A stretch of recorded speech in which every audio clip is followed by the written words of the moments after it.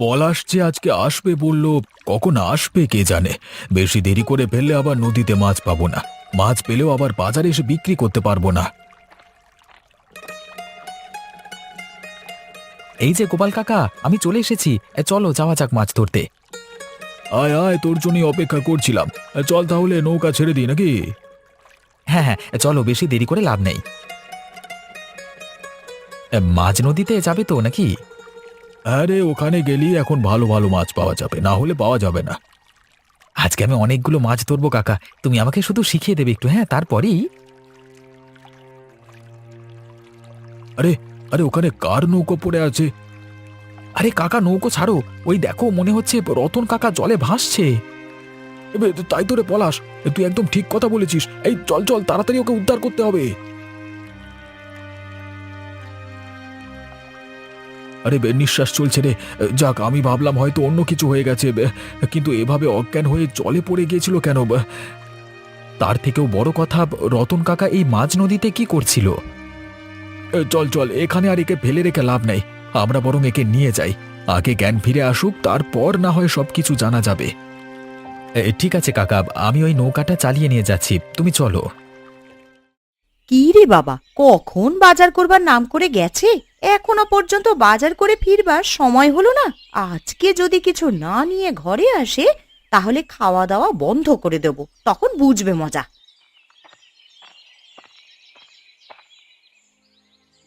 কাকিমা, কাকিমা, তাড়াতাড়ি চলো, এদিকে যে একটা অঘটন ঘটে গেছে। কি হয়েছে রে রাখি, কি অঘটন ঘটে গেছে? কার কি হয়েছে? রতন কাকাকে মাঝ নদী থেকে উদ্ধার করা হয়েছে, তুমি তাড়াতাড়ি চলো, কাকা এখন গোপাল কাকার বাড়িতে আছে। ওমা, সে কি রে, ও নদীতে কি করতে গিয়েছিল? সেটা আমি জানি না কাকিমা, তুমি তাড়াতাড়ি চলো আমার সাথে, গোপাল কাকা তোমাকে ডেকে নিয়ে যেতে বলল। হ্যাঁ রে রাখি, তোর রতন কাকা কিছু হয়ে যায়নি তো? আরে না না, শুধু অজ্ঞান হয়ে গেছে। চলো তুমি, আর দেরি করো না, বাকি ওখানে যেয়ে দেখবে। চল চল চল, তাহলে যাওয়া যাক।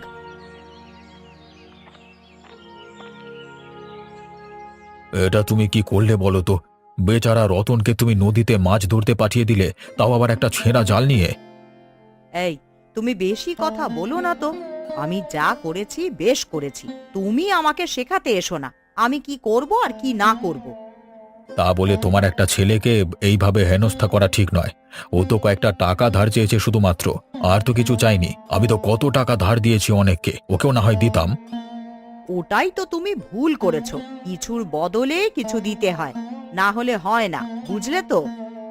একদম স্বার্থপরের মতো কথা বলবে না তুমি। এরকম ভাবে মানুষের সাথে ব্যবহার করতে নেই। মানুষ ভালো চোখে দেখে না। দেখো, কে কোন চোখে দেখে সেটা আমার জানবার কোনো প্রয়োজন নেই, আমি নিজেকে কোন চোখে দেখি সেটা দেখলেই হবে। তোমার এই কথাবার্তাগুলো আমার একদম ভালো লাগে না। মানুষকে একটু মানুষের মতো করে দেখতে পারো তো, তাহলে দেখবে মানুষের কাছ থেকে ভালোবাসা এবং সম্মান দুটোই পাবে। তাতে টাকা পাবো কি? যদি টাকাই না পাই তাহলে ওসব ভালোবাসা আর সম্মান নিয়ে কোনো লাভ নেই। তোমার জেদ নিয়ে তুমি থাকো। তোমার সাথে কথা বলতে আমার বিরক্ত লাগে। যেদিন বুঝবে মানুষের ভালোবাসার দাম কতটা, সেদিন সবকিছু তুমি আক্ষেপ করবে, দেখে নিও। তুমি একদম জ্ঞান দিও না তো। কিন্তু তোমার রতন তো এখনো পর্যন্ত এলো না, কোথায় গেছে সে? হয় আবার পালিয়ে গেল না তো? ওরা পালিয়ে যাবার লোক নয়। তুমি যে কাজ দিয়েছো, তুমি দেখবে ঠিক সময় সে কাজ মিটিয়ে ঠিক ফিরে আসবে বলে আমার বিশ্বাস। আর যদি না আসে তাহলে তো আর তার বউয়ের ইচ্ছা পূরণ হবে না, ঘরে তখন ছেঁকা খেয়ে মরবে বেচারা। তুমি তো সেটাই চাও। মানুষের কষ্ট দেখতে তোমার খুব ভালো লাগে, আমি জানি। হায় ওপরওয়ালা, তুমি রতন কাকাকে ঠিক করে দাও। রতন কাকার কোনো দোষ নেই, রতন কাকা খুব ভালো লোক। কি ব্যাপারে পলাশ, কি হয়েছে এখানে এত চেঁচামেচি কিসের? হ্যাঁ, আর বলো না নগেন কাকা, এখানে একটা বড় অঘটন ঘটে গেছে। রতন কাকা আজকে মাঝ নদীতে কি করতে গেছিল জানি না, হঠাৎ করে দেখি আমরা আমরা গিয়ে মানে নদীর জলে পড়ে আছে রতন কাকা। সে কি রে, মরে টরে যায়নি তো? না না কাকা, কি বলছো তুমি? আমরা থাকতে কিছু হবে তুমি ভাবলে কি করে? কিছুই হয়নি, আমরা তাকে ঠিক সময় নিয়ে চলে এসেছি। তা মাঝ নদীতে কি কারণে বাগামো করতে গিয়েছিল রতন? ওর কাজটাই কি ও নদীতে গিয়ে? সেটা তো আমরাও বুঝতে পারছি না। এখন রতন কাকার জ্ঞান ফিরে এলে তারপরে সবকিছু জানতে পারবো। পাকামো করবার জায়গা পাইনি, মনে হয় মাছ ধরতে গিয়েছিল। ওর গিন্নি তো আদিক্যতা কম নয়, তাই এসেছে নাকি নীলিমা? হ্যাঁ কাকা, এসেছে। ভাগ্যিস আমরা ঠিক সময় গিয়ে রতন কাকাকে দেখতে পেয়েছিলাম, না হলে কি থেকে যে কি হয়েছে তো। দেখ, যদি জ্ঞান ফিরে আসে তাহলে ঠিক জিনিসটা জানতে পারবি হয়তো। তুমি একবার কাকাকে দেখে যাবে না? আমি আর দেখে কি করব বল, আমি চললাম, আমার কাজ আছে। আমাকে এক্ষুনি আবার অবিনাশবাবুর কাছে যেতে হবে, ওখানে কাজগুলো ফেলে রাখলে তো হবে না। হ্যাঁ তা তো বটেই। ঠিক আছে, তাহলে তুমি এসো। গিন্নিমা, আরে ও গিন্নিমা, তাড়াতাড়ি বেরিয়ে আসুন, আপনার জন্য বিরাট একটা খবর নিয়ে এসেছি। কি হলো কি নগেন? একে তো আজকে দেরি করে এসেছিস, তার উপরে আবার এখানে এসে ষাঁড়ের মতন চিৎকার করছিস কেন? গিন্নিমা, আমাদের রতন আছে না, ওকে নাকি আজকে নদীর মাঝখান থেকে উদ্ধার করা হয়েছে। এই মনে হচ্ছে মরতে পড়তে গিয়েছিল, বুঝলেন? সে কি রে, কখন হয়েছে এ কাণ্ড? আর কি বলবো গিন্নিমা আপনাকে, আমি যখন আসছিলাম তখন ঘটনাটা শুনে এলাম। আসলে ওর বউ খুব একটা ভালো নয়, মানে একটু মানে সারাদিন ঝড়াঝাটি করে আর কি। হয়তো তার জ্বালাতেই কিছু একটা অঘটন ঘটাতে গিয়েছিল আর কি। না রে নগেন, সেটা নয়। তাহলে তোকে আসল ব্যাপারটা বলছি, শোন।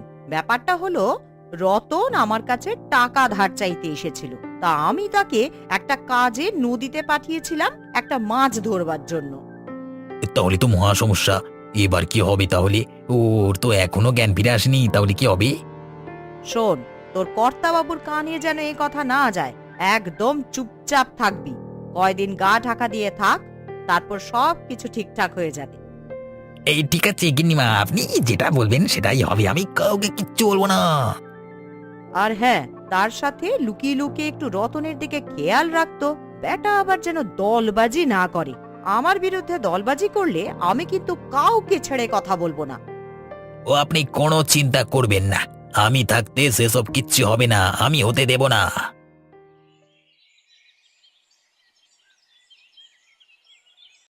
আমি কোথায়? আমি কোথায়? এই তো, এই তো তুমি চোখ খুলে চেয়েছো। তোমার কি হয়েছিল গো? কখন থেকে তুমি অজ্ঞান হয়ে আছো? আর তুমি নদীর মাঝখানে গিয়েছিলে কি জন্য? ও তুমি, আমি কি জন্য গেছিলাম বলো তো? আমার কি হয়েছিল? আরে রতন, তোকে আমরা নদীর মাঝখান থেকে উদ্ধার করেছি। আমরা যদি ঠিক সময় না যেতাম তাহলে তুই নদীর জলে ডুবে মরে যেতিস। তাই নাকি? তাহলে তো আমি ভুল করে ফেলেছিলাম। আরে তুই কি ভুল করেছিলি সেটাই তো জানতে চাইছি। একটু ভেবেচিন্তে বল দেখি কি হয়েছিল। আমি নীলিমাকে একটা কাপড় দেব বলে গিন্নিমার কাছে কিছু টাকা ধার চাইতে গেছিলাম, কিন্তু গিন্নিমা আমাকে একটা ছেঁড়া জাল দিয়ে বলল একটা শোল মাছ ধরে আনতে। আমি সেই শোল মাছ ধরতেই নদীতে গিয়েছিলাম, কিন্তু মাছটা আমাকে এক ঝটকা দিয়ে ফেলে দিয়েছে। বলো কি গো, ওই মাছের এত ক্ষমতা? ছোটখাটো মাছ নয় সেই শোল মাছ, বিশাল বড় মাছ, যা তুমি কল্পনাও করতে পারবে না। তা তোমাকে কে যেতে বলেছিল ওই কাজ করতে? না হলে তো আমার আর কোনো উপায় ছিল না। তোমাকে আমি কাপড় দিতে পারতাম না তো, হাতে একদম টাকা পয়সা ছিল না। শোন রতন, তোর মাছ ধরবার কোনো অভিজ্ঞতা নেই, অতএব তোর এই বোকামিটা না করলেই হতো। আমার মনে হয় সব দিক থেকে ভালো হতো। এখন যদি তোর কিছু হয়ে যেত ভাবতো। কালকে তোর রতন কাকা কি বলল শুনলি তো? একটা বিশাল বড় শোল মাছ নাকি এই নদীতে এসেছে। আমরা যদি ওই শোল মাছটাকে ধরতে পারতাম তাহলে কিন্তু আমাদের রমরমা ব্যাপার হয়ে যেত। তুমি ঠিকই বলেছ কাকা, চলো একবার আমরা আজকে খুঁজে দেখি মাছটাকে পাই কিনা। কি ব্যাপার হে, তোমরা কি মাছ ধরতে চললে নাকি সকাল সকাল? হ্যাঁ, কি আর করবার, সবাই কি আর তোমার মতো সুখের চাকরি করে যে সবাই মাস গেলেই টাকা পেয়ে যাবে? আরে না না, যার কর্ম তাকে তো সেটা করতে হবেই, তাই না? এখন তোমার জায়গায় যদি আমাকে পাঠানো হয় মাছ ধরতে, আমি কি সেটা পারবো? এই ধরো না, রতনের সাথেই যেমন হলো। কাকা, আমরা এখন বেরোবো বুঝলে, তোমার তো কাজ আছে। আরে হ্যাঁ, বের তো আমিও হব, তোদের সাথে ফালতু বকর বকর করবার আমার সময় নেই। আমি যাই, গিয়ে দেখি কোনো কাজ হচ্ছে কিনা। ঠিক আছে, চলো গোপাল কাকা, আমরা তাহলে এগিয়ে যাই, আর এখানে সময় নষ্ট করে লাভ নেই। হ্যাঁ পলাশ, চল যাওয়া যাক, আমাদের আবার মাছ ধরে এনে বিক্রি করতে হবে তো। যেখানে যেও একটু সাবধানে যেও, শুনলাম নাকি নদীতে একটা বিশাল বড় শোল মাছের উৎপাত হয়েছে, একটু সাবধান। ঠিক আছে ঠিক আছে, আমাদের সাবধান করে দেওয়ার জন্য ধন্যবাদ। এখন তবে আমরা গেলাম, কেমন? কোথায় নগেন? রতনের বাড়িতে তো কারোর গলা শুনতে পাচ্ছি না। বাড়ি থেকে কেউ নেই নাকি? কোথায় আর যাবে, এখানেই আছে। দাঁড়ান একবার ডাক দিয়ে দেখি। কোথায় রে রতন, কোথায় গেছিস তুই? বেরিয়ে আয়, গিন্নিমা এসেছিন। আরে গিন্নিমা, আপনি এসেছেন? দেখুন না, ওর শরীরটা তো খারাপ, তার জন্য ঘরে একটু বিশ্রাম নিচ্ছে। না সেসব ঠিক আছে, কিন্তু গিন্নিমা যে একটা জাল দিয়ে পাঠিয়েছিলেন, সেই জালটা কোথায় গেল খবর নিতে এসেছি আমরা। আপনি জালের খবর নিতে এসেছেন? আপনার কথা মতন না জানা সত্ত্বেও মাছ ধরতে গিয়ে প্রায় মরতে বসেছিল ও। তাতে তুমি গিন্নিমাকে দোষারোপ করছো কেন? গিন্নিমা কি করবে তাতে? গিন্নিমার দোষটা কি? আমি তো দোষ দিইনি, আমি শুধু কথার কথা বলেছি। তোমাদের কথা আজকাল একটু বেশি হয়েছে দেখতে পাচ্ছি। তা তোমার স্বামী যে আমার কাছ থেকে কতগুলো টাকা ধার নিয়ে এলো, সেগুলো গেল কোথায়? সে কি, টাকা কখন ধার নিয়ে এসেছে? কই, আমাকে তো সেরকম কিছুই বলেনি। হুঁ, কি আর বলবে, হয়তো বলবার সুযোগই পায়নি তোমাকে, আর নয়তো ইচ্ছে করেই বলেনি। বলুক আর না বলুক, টাকা তো চাই নাকি? কি বলেন গিন্নিমা? সে তো বটেই, টাকা না দিলে আমি কাউকে ছেড়ে কথা বলবো না। দুজনকেই এই গ্রাম ছাড়া করে দেবো, বলে দিলাম। চলুন গিন্নিমা, এখানে শুদ্ধ শুদ্ধ দাঁড়িয়ে থেকে লাভ নেই, চলুন যাওয়া যাক। ব্যাপার কি জানিস তো রাখি, এইসবের পেছনে আমাদের গিন্নিমা আছে। অবিনাশ বাবু যদি জানতে পারতেন, তাহলে কিছু একটা হতে পারত। আমার মনে হয় অবিনাশ বাবুকে উনি চুপ করিয়ে রেখেছেন। অবিনাশ বাবু ওই ভয়ের জন্যই তো কথা বলতে পারেন না। হ্যাঁ রে হ্যাঁ, গিন্নিমার মুখের কথা তো জানিস না, সব সময় যেন খই ফোটে। আমরা ওর কথা শুনতে শুনতে অভ্যস্ত হয়ে পড়েছি। নেহাত এখন ঘর থেকে বের হয় না, তাই। আচ্ছা কাকিমা, আমরা কি কিছু একটা করতে পারি না? কি করবি বলতো? আমাদের আর কি বা করবার আছে? আমরা যদি অবিনাশ বাবুকে আড়ালে একবার শুনিয়ে দিতাম, তাহলে কিছু একটা হতে পারত। কিন্তু ওকে আড়ালে কিছু বলবি, তার সুযোগই তো আর পাবি না। গিন্নিমা আমাদেরকে বাড়িতে ঢুকতেই দেবেন না, তাহলে আর কি করা যাবে বল? তবুও আমাদের একসাথে গিন্নিমার বিরুদ্ধে রুখে দাঁড়ানো উচিত, না হলে গিন্নিমা কাউকে মানতেই চান না। এটা আমার একদম ভালো লাগে না। তোর আমার ভালো লাগাতে কিছু যায় আসে না রে, তারা বড় লোক মানুষ, তাদের কাছে ক্ষমতা আছে ধরাকে সরাগ জ্ঞান করবার, কিন্তু আমি আর তুই সেটা কোনো দিনই করতে পারবো না। তাহলে আর কি, আমাদের চুপচাপ এখন বসে দেখে যেতে হবে ওদের এই অত্যাচারে কার্যকলাপ। সে সব কিছুর বিরোধিতা আমরা চাইলেও আর কোনোদিনই করতে পারবো না। ঠিক আছে, তুমি বসো, আমি চললাম। কি বুঝছিস নগেন? গ্রামে আমার নামে কিছু রটে যায়নি তো? সবকিছু রতন আবার ফাঁস করে দেয়নি তো? গিন্নিমা, আপনি শুধু শুধু ভয় পাচ্ছেন, ভয়ের কোনো কারণ নেই। এইভাবে ভয়ে ভয়ে থাকলে আপনার শরীর খারাপ হয়ে যাবে গিন্নিমা। এই জন্যই বলেছিলাম, পাপ কাজ করবার আগে দুবার ভেবে চিন্তে কাজ করতে। সেই পাপের শাস্তি একদিন পেতে হবে। দেখেছিস নগেন, আমার ঘরের মধ্যেই আমার এই রকম শত্রু থাকলে আমার শরীর আর মন এমনিতেই তো খারাপ হবে। ঠিকই বলেছেন গিন্নিমা, দাদা বাবুর একটু জ্ঞান বুদ্ধি নেই। আপনার সাথে কিভাবে যে ব্যবহার করতে হয় সেটা ঠিক মতো জানে না। এই তো, তুই কেমন আমার সব কথা বুঝিস, কিন্তু আর তো কেউ বোঝে না। কবে বুঝবে বল দেখি এরা? আমি কোনো দিনই বোঝাবো না। তুমি খারাপ কাজ করলে তোমার খারাপ কাজকে সমর্থন আমি কোনোদিনই করব না। একজন সাধারণ মানুষকে এইভাবে হেয় করা। বেশ করেছি, আপনি চুপ করুন তা। একই গিন্নিমা চিন্তায় চিন্তায় এরকম কালো হয়ে যাচ্ছে, তার উপর আপনার এরকম টোন দিয়ে কথা আমার ভালো লাগে না একদম। ধ্যাৎ। যেমন ঝাড় তেমনই বাঁশ। তোমার তো খারাপ লাগবেই নগেন। এসেছিলে আমার কাছে কাজ করতে, আর এখন তুমি ওর হয়ে দালালি করছো, দেখেও ভালো লাগে।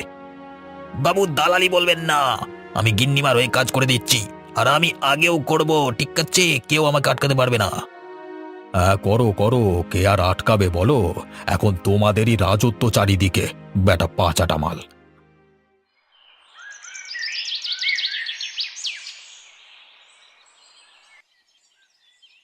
অবিনাশবাবু বাড়িতে আছেন নাকি? আপনার সাথে দরকার ছিল।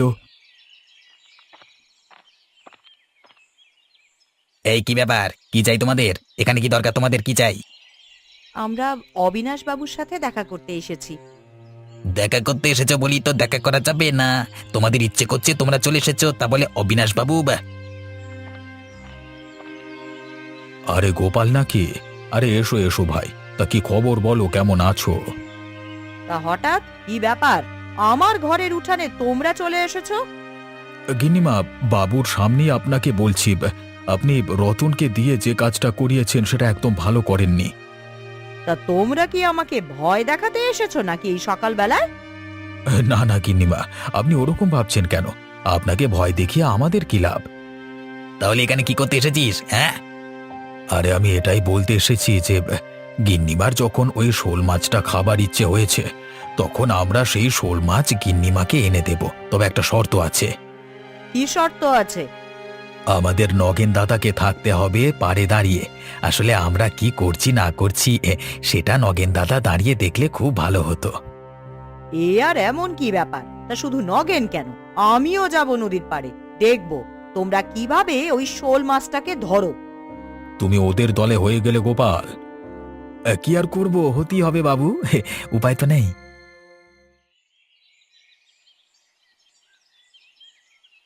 যেটা বলেছি মনে আছে তো? হ্যাঁ হ্যাঁ, মনে থাকবে না কেন, এখন মাছটাকে দেখতে পেলেই হলো। ওই দেখ পলাশ, মাছটাকে দেখা যাচ্ছে, চল এবার ওটাকে নিয়ে পাড়ের দিকে যাই। বাপরে বাপ, এটা মাছ না দানব! এই মাছের জন্যই রতন কাকা অজ্ঞান হয়ে পড়ে গেছিল জলের মধ্যে। বাপরে বাপ! এই দেখুন গিন্নিমা, ওরা আসছে, কিন্তু জালে ওটা কি? ওরে বাপ রে বাপ, এই যে বিশাল দানবাকৃতির একটা মাছ, বিশাল বড় মাছ তো এটা। ঠিকই বলেছিস, ওইটাই সেই শোল মাছটা। এই দাঁড়ান দাঁড়ান, ওদেরকে আসতে দিন। নগেন দাদা, একবার তাড়াতাড়ি ধরো একে, না হলে আমরা মাছটাকে জল থেকে তুলতে পারবো না। আরে আমি কি করে করব, মানে তোরা আমাকে বলছিস কেন এসব? আমি তো মানে জানি না আর কি। দাদা না করো না, তাড়াতাড়ি করো না, তাহলে ব্যাপারটা তাড়াতাড়ি মিটে যায়। আচ্ছা আচ্ছা, দাঁড়া দাঁড়া, আমি তাহলে যাচ্ছি।